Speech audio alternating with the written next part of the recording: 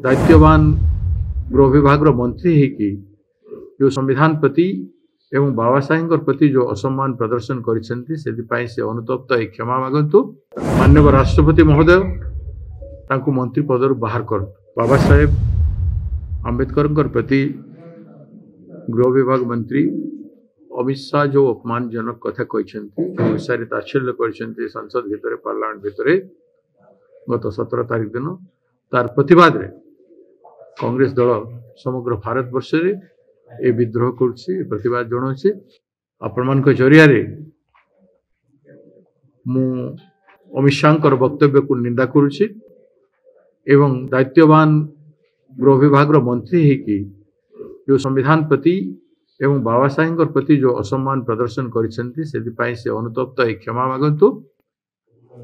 नचेत से तांकु भारत सरकार मंत्रित्व बाहर करंतु। माननीय राष्ट्रपति महोदय तांकु मंत्री पदर बाहर करंतु।